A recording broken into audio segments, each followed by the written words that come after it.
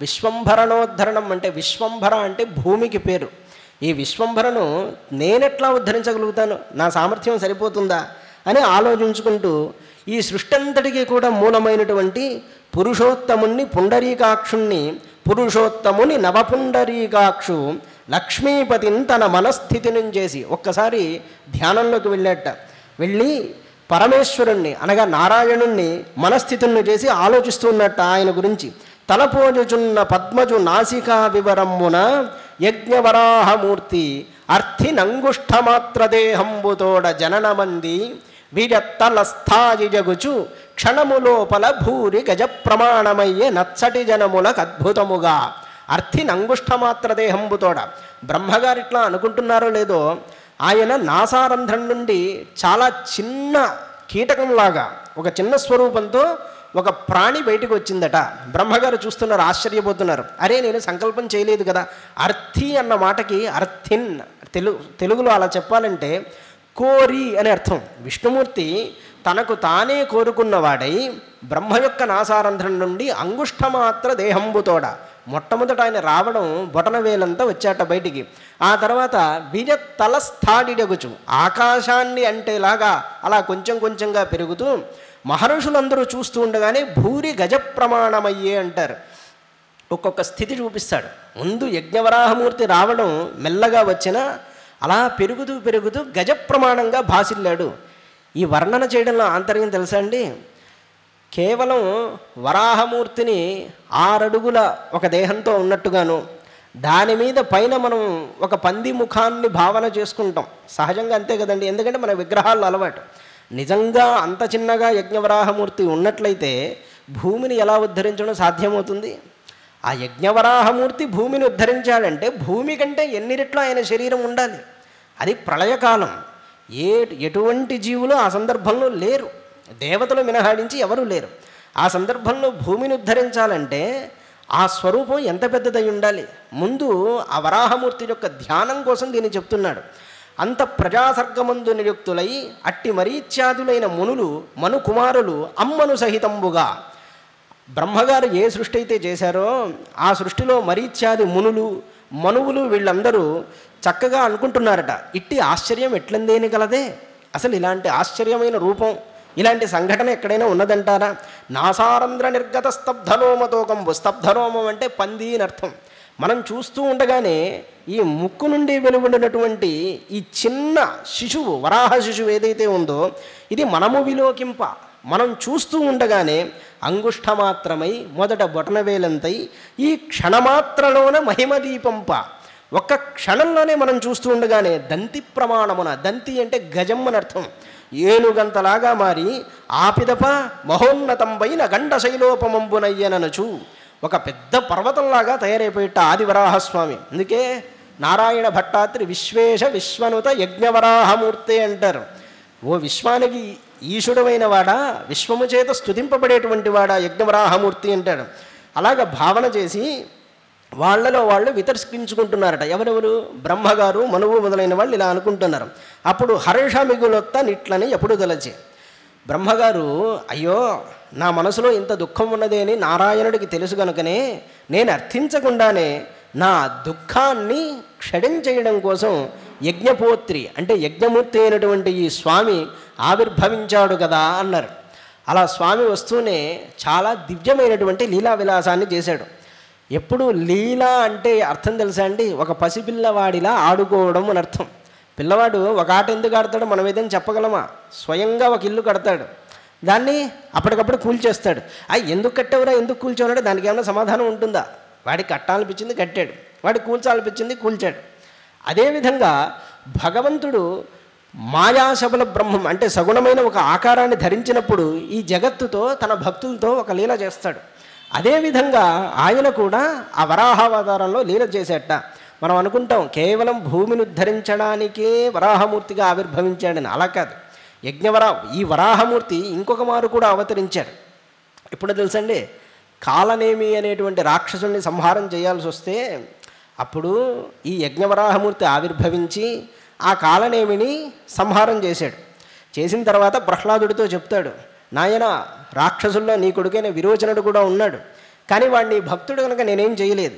నీ మనవడైనటువంటి బలిచక్రవర్తిని కూడా నేనేమీ చేయను, ఎందుకంటే నాకు భక్తుల మీద వాత్సల్యం అలా ఉన్నది అని చెప్పాడు. అది ఒకానొక కల్పంలో జరిగినటువంటి గాథ. ఈ స్వారంభవ మన్వంతరంలో భూమిని ఉద్ధరణం చేయడం కోసం యజ్ఞవరాహమూర్తిగా ఆవిర్భవించాడు. ఆవిర్భవిస్తూనే ఆయన యొక్క స్వరూపం కానీ ఆయన చేష్టలు కానీ ఎలా ఉన్నాయని చెప్తారు. ఈ చేష్టలు ఈ స్వరూపం మీకు అర్థం కావాలి అంటే నేను ఇందాక మీకు చెప్పక తప్పలేదు. ఏమని? యజ్ఞవరాహమూర్తి అంటే చిన్నపిల్లవాడు కాదు, ఈ విశ్వమంతా నిండిపోయిన విరాట్ రూపము అని చెప్పవలసి వచ్చింది. అలా భావిస్తేనే ఇప్పుడు చెప్పే పద్యంలోని అర్థం చక్కగా మనసుకు వస్తుంది. ప్రళయజీమూత సంఘాత భజద భూరి గర్జనాటోపభిన్న దిగ్గన గభీర రావమడరింపన్ అప్పుడు రాజీవ భవుండు మునులును ఆనందమును పొందిరి అనఘచరిత. ప్రళయజీమూత సంఘాత భజద భూరి గర్జనాటోపభిన్న దిగ్గన గభీర రావమడరింపన్ అంటే ప్రళయ మేఘాలు ఒకదానినొకటి రాపిడి చేసుకున్నప్పుడు భయంకరమైన శబ్దం వస్తుంది. మనకి మేఘధ్వని తెలుసు కదండి. మేఘధ్వని సహజంగానే భయంకరంగా ఉంటుంది. అట్లాంటిది ప్రళయ మేఘాలు ఒకదానిని ఒకటి రాపిడి చేస్తే ఎలాంటి భయంకరమైన శబ్దం వస్తుంది. ఆ శబ్దాన్ని ఓడిస్తూ తన యొక్క భయంకరమైన శబ్దం మించిపోయి ఉన్నదట. అలాంటి ఘుర్ఘురారావం చేస్తున్నారు స్వామివారు. సహజంగా మనం ఊరిలో తిరిగే ఊరపందిని చూసి ఇదేముందిలే ఈ గురుగురు అనేటువంటి శబ్దం ఏముంది అనుకుంటాం. కానీ మాకు చాలా అనుభవం. అడవుల్లో తిరిగేటప్పుడు వనీవరాహములు అంటారు, అడవి పందులు అంటారు కదండి. వాటి జూలు కానీ వాటి శబ్దాన్ని కానీ ఒక మోస్తరు మనిషి వింటే గుండెగిపోతుంది. అలా ఉంటుంది వాటి ఘుర్ఘురారావం కానీ వాటి కొమ్ములు కానీ. ఒంటరిగా ఉన్నంటే మీదకు కూడా వచ్చేస్తాయి. అలాంటి ధ్వని ఉంటుంది. సహజమైనటువంటి సూకరానికి అంటే వనీవరాహానికి అంతటి ఇది ఉంటే సాక్షాత్తు యజ్ఞవరాహమూర్తి యొక్క రావం ఎట్లా ఉంటుందో మనం ఆలోచన చేయొచ్చు. ఒక్కసారి ఆ రావం చేసినప్పుడు ఈ జనస్తప సత్యలోకాల్లో ఉన్న వాళ్ళందరూ కూడా హడలిపోయారట. కానీ ఇది మంగళప్రదమైనటువంటి ధ్వని అని తెలుసుకొని ఆనందించారంటారు. అందుకే శత్రువులకి భయంకరంగా ఉండడానికి కొన్ని ధ్వనులు వినపడుతూ ఉంటాయి. దేవతలు అలా చేస్తారు. నరసింహస్వామి ఆవిర్భవించినప్పుడు కంప కశ్చన సంపబాత దళితోప్యంభోజ భూర్విష్టరాట. అప్పుడు కూడా అదే పరిస్థితి. బ్రహ్మగారు అనుకుంటారు, అయ్యో అకాల ప్రళయం వచ్చిందా అని చూస్తాడు. ఒక్కసారి చూస్తే నరసింహస్వామి ఆవిర్భవించుంటాడు. మంచిదే అనుకుంటాడు. నారాయణుడి యొక్క శక్తి ఎలా ఉంటుంది. మునులు ఆనందమును పొంది ఆ సందర్భంలో ఈ మరీచ్యాది మునులందరూ కూడా ఆనందాన్ని పొందారు. అప్పుడు స్వామి అంత మాయామయ వరాహ ఘుర్ఘురారావంబు బ్రహ్మాండ కోటర పరిస్ఫోటనంబున్ గావింప విని. బ్రహ్మాండ కోటర పరిస్ఫోటనం అంటే అప్పటి వరకు చేసినటువంటి బ్రహ్మాండం యొక్క అంచులు బ్రద్దలైపోయేలాగా ఆ ధ్వని ఉన్నదట. దానిని విని జనస్తప సత్యలోక నివాసులైన మునులు, జనోలోకం, తపోలోకం, సత్యలోకం ఇవన్నీ కూడా బ్రహ్మలోకం కిందగా ఏర్పాటై ఉంటాయి. సత్యలోకం కింద ఈ లోకాలన్నీ కూడా ఉంటాయి. ఈ లోకాలలోకి వేదాధ్యయనములు చేసిన వాళ్ళు, దానాలు చేసిన వాళ్ళు, గొప్ప తపస్సులు చేసిన వాళ్ళు వెళ్తూ ఉంటారు. అక్కడికి వెళ్ళిన తర్వాత మళ్ళీ తిరిగి రావడం అనేది అంత సులభంగా వాళ్ళ కిందకి రారు. కల్పాంతకాలంలో బ్రహ్మతో పాటుగా వారు మోక్షాన్ని పొందుతారని చెప్పారు. అక్కడున్నటువంటి ఋషులందరూ కూడా ఋగ్యజు సామమంత్రంబుల వినుతించిరి. ఋగ్వేద యజుర్వేద సామమంత్రాలతో ఆ యజ్ఞవరాహమూర్తిని స్థుతి చేశారన్నారు. మరి అథర్వవేదం లేదు కదా అనే ప్రశ్న రావచ్చు. ఋగ్వేదం అథర్వవేదం రెండూ ఒకటే. తర్వాత కాలక్రమంలో విభజన చేయడం జరిగింది అని చెప్తూ ఉంటారు. యజ్ఞవరాహ రూపధరుండైన సర్వేశ్వరుండు సత్పురుష పాలన దయాపరుండు గావున. ఇదంతా ఎందుకయ్యా చేస్తున్నావు నువ్వు? ఈ లీలా విలాసమంతా ఎందుకు అంటే తాను సత్పురుషులను కాపాడే నిమిత్తంగా ఇదంతా చేస్తూ ఉంటాడు కనుక. దిగ్గజేంద్ర లీలా విలోలుండై ఎలా చేస్తున్నట్టు అక్కడ మహిమ చూపిస్తున్నాడంటే దిగ్గజముల వలె ఆడుతున్నాడట. చుట్టూ ప్రళయ జలాలు. మనం సహజంగా ఒక చిన్న ఏనుగుని మామూలు మడుగులో వదిలితేనే ఎలా ఉంటుందండి అది చేసేటువంటి చేష్ట. అలాంటిది ఒక పెద్ద దిగ్గజమయ్యి ఒక మహాసముద్రంలో విడిచిపెడితే దాని యొక్క చేష్ట ఎలా ఉంటుంది? ఆ విధంగా వరాహమూర్తి యొక్క దివ్యలీలా విలాసమంతా ఉన్నది అన్నారు. అప్పుడు కఠిన సటాక్షటోత్కట జాతవాత నిర్ధూత జీమూత సంఘాత మగుజున్ అంటే యజ్ఞవరాహమూర్తికి పైన జూలు ఉంటుంది కదా, సింహానికి కింద జూలు ఉంటుంది. కానీ అడవి పందికి పైన చాలా జూలు ఉంటుంది. ఈ జూలును ఒక్కసారి ఇలా విదిలిస్తే ఆ విదిలింపుకి ప్రళయ మేఘాలన్నీ కూడా చల్లాచెదురైపోతున్నాయి. ఎక్కడి సముద్రపు స్థాయి, ఎక్కడి మేఘముల స్థాయి అంటే ఎంత అంతరం ఉంటుంది మధ్యలో. సముద్రం నుండి ఆకాశం వరకు పెరిగిపోయి జూలు విదిలిస్తున్నాడంటే ఆ వరాహమూర్తి యొక్క దేహం ఎంత పెద్దగా ఉంటుంది. ఆయన ఒక్కసారి అలా విదిలించగానే ఆ విదిలింపుకే ప్రళయమేఘములన్నీ చల్లాచెదురైపోయాయట. ఆ పైన క్షురని భసు నిశిత ఖుర పుటాహత చలత్ఫణిరాజ దిగ్గజ ప్రచడమగుచున్, ఆయన యొక్క గిట్టలతో సముద్రాన్ని చల్లాచెదురు చేస్తూ ఉంటే ఆ తాకిడికి తట్టుకోలేక దిగ్గజములు ఆదిశేషుడు కూడా చాలా క్షోభకి గురయ్యారట. చండదంష్ట్రోత్థ వైశ్వానరార్చి సభద్రచత హేమాద్రి విశ్రంభమగుచున్, మేరు పర్వతం కైలాసం మొదలైనవన్నీ కూడా ఆయన నుండి వచ్చేటువంటి నిట్టూర్పుల్లో ఉన్న జ్వాలలకి కరిగిపోతూ కిందకు వస్తున్నాయట. ఘోర గంభీర ఘుర్ఘుర భూ నిస్వన పంకిలాఖిలవార్ధి సంకులముగన్ బొరలున్ గెరలు, ఈ విధంగా సముద్రం మొత్తాన్ని ఒక బురద గుంటలాగా మార్చి పొరలాడుతూ ఉన్నట్ట. నటించు నంబరము ధరల, ఒక పక్క ఎగురుతూ ఉన్నట్ట. ఎలాగంటే ఆకాశమంతా అట్టుడికి పోయేలాగా చేస్తున్నట్టు స్వామి. ఉప్పర మెగయును గొప్పరించు అంటే ఆయాసపడుతున్నట్టు చేస్తాయి కదా, ఆ విధంగా చేస్తున్నాడు. ముట్టె బుగియించు ముసమున మూడుకొనుచు, ఒకానొక సమయంలో తన ముట్టెతో మొత్తాన్ని తవ్వి వేస్తూ నానా విధ్వంసం చేస్తూ ఉన్నదట. ఆ యజ్ఞఘోణి యజ్ఞసూకరం ఆ విధంగా ఉన్నదన్నాడు. అడరు సంరక్షిత క్షోణి యజ్ఞఘోణి ఇంకను మరియునం యజ్ఞవరాహంబు తివిరి చతుర్దశ భువనంబులను దొంతులు రంగ గొంబులంజిక్కు నొక్కమాటు, చతుర్దశ భువనాలని తన కొమ్ముల్లో ఇరికించుకుంటున్నదా అన్నట్లున్నదట. పుత్తడి కొండ మూపురమును నొరగంట నురుముగారాపాడు నొక్కమాట, కైలాసానికి తన మూపురాన్ని వేసి రుద్దుతూ ఉంటే కైలాసమంతా ఒక క్షణం వదిలిపోయిందా అన్నట్లున్నది. ఖురముల సప్తసాగరముల రొంపిగా నొక్కించి మట్టాడు నొక్కమాటు, ఆయన యొక్క గిట్టల చేత సప్త సాగరాలన్నీ చిన్న చిన్న బురద గుంటల వలె తొక్కుతూ వెళ్ళిపోయాట. నా భీలవాల వాతాహతి చే మింటి నొరసి బ్రద్దలు చేయలేని ఒక్కమాట, ఆ స్వామి యొక్క తోకను అలా తిప్పుతూ ఉంటే ఆకాశం అంతా బ్రద్దలైపోతున్నట్టు ఉన్నదట స్వామి యొక్క గొప్పదైనటువంటి పరాక్రమం. ఈ విధంగా ఇట్లు విహరించుచున్ ప్రాతరు మధ్యందిన తృతీయ సవన రూపుండైన యజ్ఞవరాహమూర్తిరగు సర్వేశ్వరుండు. చాలా లలితమైన పదాలు కదండి. ఇది కాసింత తెలుగు తెలిసిన వాళ్ళకి అర్థం కాకుండా ఉంటుందంటారా? మీరు వ్యాస భాగవతాన్ని కనుక పరిశీలిస్తే అందులో చెప్పేటువంటి విషయాలు అంత సులభంగా అర్థం కావని మనకే అనిపిస్తుంది కొన్ని సందర్భాల్లో సహజంగా ఉంటుంది. ఈ సందర్భంలో అంటే యజ్ఞవరాహమూర్తి ఆవిర్భవించిన సందర్భంలో యజ్ఞవరాహమూర్తి మొత్తాన్ని వేదస్వరూపుడిగా భావించి ఒక వర్ణన చేస్తాడు. అనేకమైన యజ్ఞములు నీ దేహం అంటూ చెప్తాడు. ఉదాహరణకి ప్రాయణీయ ఇష్టి ఉదయనీయ ఇష్టి నీ కొమ్ములయ్యా అంటాడు. ఒక సామాన్యుడికి ప్రాయణీయ ఇష్టి అంటే ఏమిటి, ఉదయనీయ ఇష్టి అంటే ఏమిటి తెలుస్తుంది. అప్పుడు ఆ ఇష్టిలో అంటే ఆ యజ్ఞాలన్నీ ఇలా ఉంటాయనే పాఠం చెప్పి స్వామి దేహం ఇది ఏం చెప్పడానికి కుదురుతుందా? అలా అవ్వదు. కానీ అనేకమైనటువంటి యజ్ఞాల స్వరూపమే నీ యొక్క దేహం అని చెప్తాడు. యజ్ఞపాత్రలన్నీ నీ ఉదరముగా ఉన్నాయని చెప్తాడు. ఆహుతులన్నీ నీకు ఒక భాగంగా ఉన్నాయని చెప్తాడు. అలా సంపూర్ణంగా జితంతే జితయజ్ఞ భావన, సంపూర్ణంగా నీకు జయమవ్వాలయ్యా, యజ్ఞస్వరూపుడివయ్యా నువ్వని బ్రహ్మగారు స్తుతి చేస్తారు. ఆ స్తుతియే మనం చెప్పుకుంటే ఈరోజు మొత్తం సరిపోతుంది, అంత పెద్దగా ఉంటుంది. అలాంటి దాన్ని పోతన గారు చాలా లలితంగా మనకు అందించారు.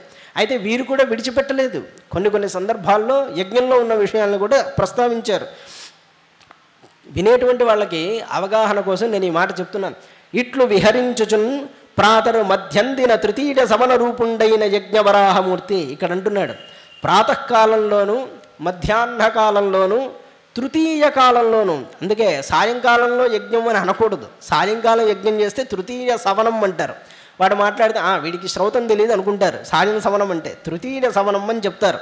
పొద్దున మధ్యాహ్నం సాయంత్రం యజ్ఞం చేస్తూ ఉంటే ఆ యజ్ఞవరాహమూర్తి అయిన సర్వేశ్వరుడు అంటే ఇవన్నీ అందుకునే ఆ యజ్ఞరూపుడైన పరమేశ్వరుడు మహాప్రళయంబునందు యోగ నిద్రా వివశుండయ్యుండు నవసరంబున.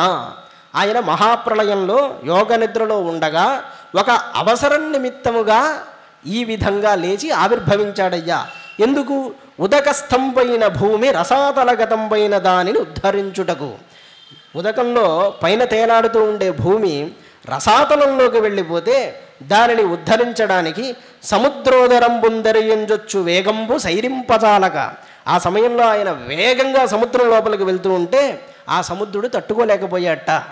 చాలా భయపడ్డాడు. అయ్యో, నాలోకి ఇంత ఉద్ధృతంగా వస్తున్నాడు కదా నారాయణుడు, నన్ను నాశనం చేస్తాడేమో, ఆయన పరాక్రమాన్ని నేను తట్టుకోగలనా అని వికీర్ణ హృదయుండై ఆర్తుని పగిది, ఎంతో కష్టాలలో ఉన్నప్పుడు కాపాడు కాపాడు అని అరుస్తామే, ఆ విధంగా యజ్ఞవరాహ నన్ను రక్షింపు రక్షింపుమని ఆక్రోశింప నిశిత కరాళ క్షుర తీక్ష్ణంబులైన ఖురాగ్గుల జలంబులు విచ్ఛిన్నంబులు గావించి, ఖురాగ్రంబుల జలంబులు విచ్ఛిన్నంబులు గావించి, కోరలతో సముద్రుడి యొక్క జలములన్నీ విచ్ఛిన్నం గావించి ముక్కుతో వాసన చూస్తూ భూమి ఎక్కడ ఉన్నదో కనిపెడుతూ అలా వెళ్తున్నాడు.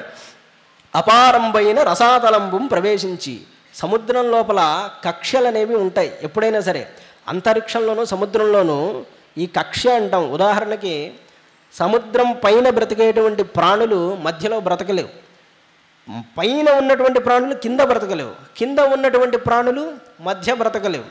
అదేవిధంగా ఈ లోకాలకు కూడా ఒక కక్ష్య ఉంటుందన్నమాట. ఈ కక్ష్య ఎందుకు ఏర్పాటు చేస్తారో తెలుసా అండి? ఆ పరిధి దాటితే ఆ జీవి బ్రతకదు. మనం అనుకుంటాం ఈ కళ్ళతో కైలాసాన్ని చూడొచ్చు కదా అని. ఈ కళ్ళకి ఈ లోకానికి సంబంధించినటువంటి బలమే ఉంటుంది. దీన్ని వదిలి అక్కడికి వెళ్ళాలంటే దానికి కావలసినటువంటి దేహం ఉండాల్సిందే. ఒక్క సముద్రంలో ఉన్న ప్రాణి పైన బ్రతికేది కింద బ్రతకలేదు, కింద బ్రతికేది పైన బ్రతకలేదు కదా. ఎక్కడో దివ్యలోకాల్లో ఉన్న దేవతల్ని చూడడానికి ఇక్కడి నుంచి చూస్తామంటే ఎట్లా కుదురుతుంది? చిన్న సూక్ష్మజీవిని చూడాలంటేనే మనకు మైక్రోస్కోప్ కావాలి. మరి భగవంతుని చూడాలంటే ఎట్లాంటి దివ్యమైన దృష్టి ఉండాలి? కాసింత ఆలోచన చేస్తే అది మనకే తెలుస్తుంది. అది పోయి సహజంగా దేవుణ్ణి చూపించుంటే ఎట్లా కుదురుతుంది? మన దేహం యొక్క స్థాయి ఏమిటి, ఆ దేహాల యొక్క స్థాయి ఏమిటి? శిలాదపుత్రుడైన నందీశ్వర భగవానుడు, శిలాదుడు తపస్సు చేసినప్పుడు నంది ఆవిర్భవించాడు కదండి. ఆయన ఎంతో తపస్సు చెయ్యగా చివరికి ఆయన శరీరాన్ని విడిచిపెట్టి దివ్యదేహాన్ని పొందుతాడు. ఎందుకు అలా జరుగుతుంది? ఎందుకు మీకు చెప్తున్నానంటే, మన శరీరంలో పవిత్రత బాగా పెరిగిపోయినప్పుడు ఆ స్థాయిని ఈ పాంచభౌతికమైన దేహం తట్టుకోలేదు. అప్పుడు దివ్యమైనటువంటి దేహం కావలసి ఉన్నది. ఇదంతా నేను చెప్పడానికి కారణం, ఇక్కడ కక్ష్యలు ఆరంభమవుతున్నాయి. సహజంగా జలాలుగా ఉన్నప్పటికీ కూడా రసాతలం అని, అతలం అని, లేకపోతే పాతాళమని ఇలా కొన్ని కక్ష్యలు ఉంటాయి. మళ్ళీ విచిత్రం ఏమిటంటే పాతాళంలో కూడా 2-3 రకములు చెప్తారు. ఒక పాతాళంలో రాక్షసులుంటే ఇంకొక పాతాళంలో సంకర్షణ భగవానుడు ఉంటాడు. ఈ విధంగా ఇన్ని కక్షలు ఏర్పాటు చేయబడ్డాయి. కనుక క్రమంగా స్వామి సముద్ర కక్షను అంతా దాటి, అంటే జలకక్షలన్నిటినీ దాటి రసాతలం అనేటువంటి చోటికి వెళ్ళేట. ప్రవేశించి భూమిం పొడగను నవసరంబున, భూమిని చూశాడు. చూసి చక్కగా దానిని బయటికి తీసుకురావాలని అనుకున్నాడు. అప్పుడు శరనిధిలోన మహోగ్రామర కంటకుండెదురుంగాంచే మఖమయ గాత్రిన్ ఖురవిదలిత కులగోత్రిన్ ధరణి కళత్రిన్ గవేషధాత్రిన్ పోత్రిన్, భూదేవిని భార్యగా గ్రహించేటువంటి వాడు, అలాగే భూమిని అన్వేషిస్తున్నటువంటి వాడు అయినటువంటి స్వామిని తన యొక్క ఖురముల గిట్టల రాపిడి చేతనే కులపర్వతమును సైతం బ్రద్దలు కొట్టగలిగినటువంటి సామర్థ్యం కలిగిన స్వామిని అప్పుడే ఒక రాక్షసుడు చూశాడయ్యా. చూసి వెంటనే ఇట్లా అంటున్నట్ట, ఒరే నువ్వు ఒక పందివి సుమా, నీవు ఈ భూమిని విడిచి వెళ్ళకపోయినట్లయితే, నాకు అప్పగించి వెళ్ళకపోతే నిన్ను నేను సంహారం చేస్తాను సుమా అని అనేకమైన వదరబోతు మాటలు ఆడాడు. అప్పుడు స్వామి దానినంతా కూడా భరించి ఆ రాక్షసుడిని సంహారం చేసి భూమిని యథాస్థానంలో నిలిపాడయ్యా అని మైత్రేయ మహర్షి విదురుడికి బోధించాడు. అయినప్పుడు విదురుడు వెంటనే ఒక ప్రశ్న వేశాడు. ఇక్కడికి మనం అనుకుంటాం ఆ యజ్ఞవరాహ ఘట్టం ఇంతేలే, ఇక్కడికి అయిపోయింది అని. అలా కాదు. ఇక్కడి నుంచి అనేకమైన ప్రశ్నలు, అనేకమైనటువంటి సమాధానములతో ఈ ఘట్టం ఇంకా చాలా రమ్యంగా ఉంటుంది. వెంటనే విదురుడు వారు అడిగారు, స్వామి తేనైవతు మునిశ్రేష్ఠ హరిణా యజ్ఞమూర్తిన ఆదిదైత్య హిరణ్యాక్ష హత ఇత్యనుశిశ్రమ. నేను ఈ యజ్ఞవరాహమూర్తి చేతిలో హిరణ్యాక్షుడు దెబ్బతిన్నాడని విన్నాను, ఆయన చేతిలో మరణించాడని విన్నాను, బాగున్నది. కానీ తన కోరపైన అవలీలగా భూమిని ఎత్తేటువంటి ఈ మహానుభావుడికి ఆ రాక్షసరాజుతో గొడవ దేనికైనదయ్యా? అసలు వాడిని లెక్క పెట్టాలంటారా? ఏ బ్రహ్మగారో లేకపోతే ఋషులో వాడిని బూడిద చేయలేరంటారా? అట్లాంటి పెద్ద స్వామికి ఈ రాక్షసుడితో అంత యుద్ధం జరగడానికి కారణం ఏమిటి అని ప్రశ్న చేశారు. నిజమే కదండి, దేవతలు ఎవరైనా సహాయం వచ్చి సహాయం చేయొచ్చు కదా, మరి ఎందుకు రాలేదు అని ప్రశ్న వేస్తే దానికి మైత్రేయ మహర్షి సమాధానం చెప్పారు. నువ్వు అనుకున్నంత సులభం కాదు నాయన, ఆపాటి బుద్ధి దేవతలకు కూడా ఉంటుంది కదా. హరిలీలా విలాసాలు చాలా చిత్రమైనవి. దీనికి ముందు చాలా పెద్దదైనటువంటి గాథే జరిగింది సుమా. ఆ వరాహ భగవానుడికి రాక్షసరాజైన హిరణ్యకశిపుడితో యుద్ధం జరగడానికి కారణం చెప్తాను. బ్రహ్మణ దేవదేవేన దేవానామనుపృచ్ఛతాం.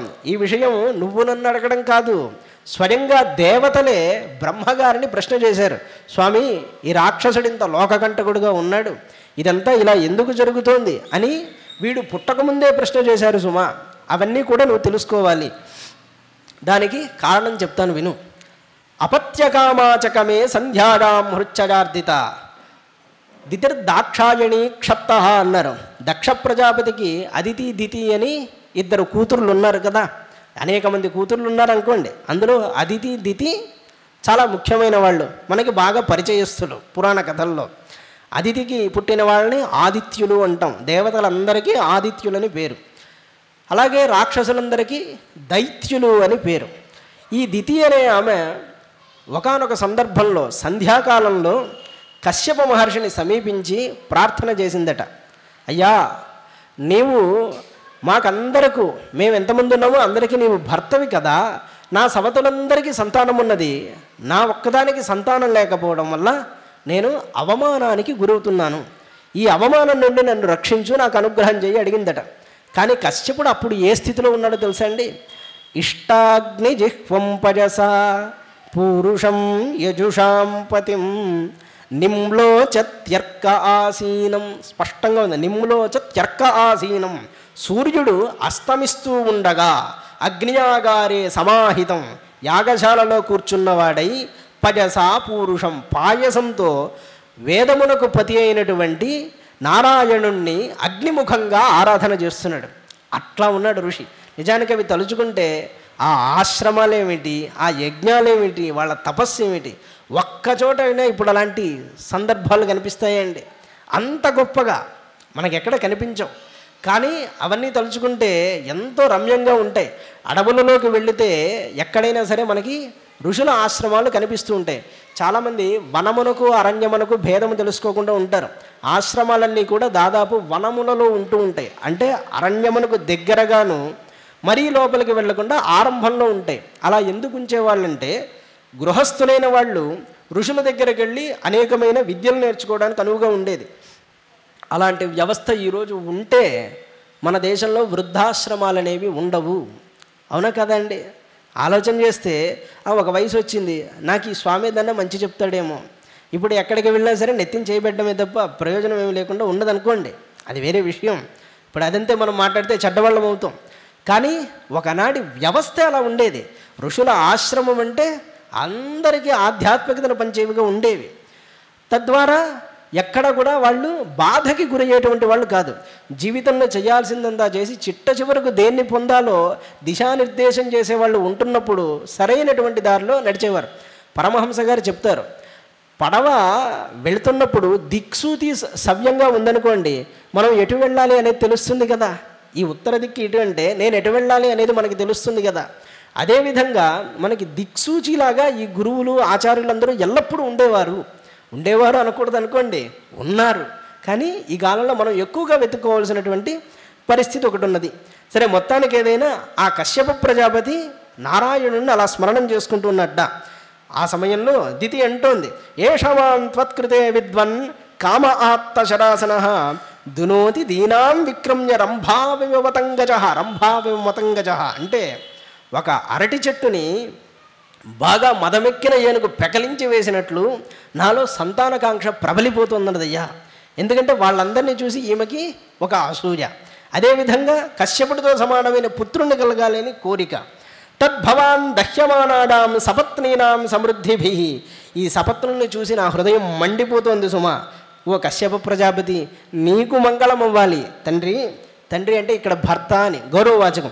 నాకు దయచేసి సంతానమును అనుగ్రహించు అని పదే పదే ప్రార్థించింది. చెప్తోంది, పురా పితానో భగవాన్ దక్ష దుహితృవత్సల. దక్ష ప్రజాపతి కూతుర్లు కదండి అదితి దితి అనేవాళ్ళు. ఈ దక్ష ప్రజాపతి లక్షణం ఏంటో తెలుసా? ఒకానొక సమయంలో మమ్మల్ని అడిగాడు, విడివిడిగా ప్రశ్న చేసేట, నువ్వెవరిని పెళ్లి చేసుకుంటావు, నువ్వెవరిని పెళ్లి చేసుకుంటావు అని విడివిడిగా అడిగాడట. అడిగితే మేమందరం కూడా కలిపి మేము కశ్యప ప్రజాపతినే పెళ్లి చేసుకుంటామని మా నాన్నగారికి చెప్పాం. Thanks for watching. Please comment, like, share and subscribe our channel.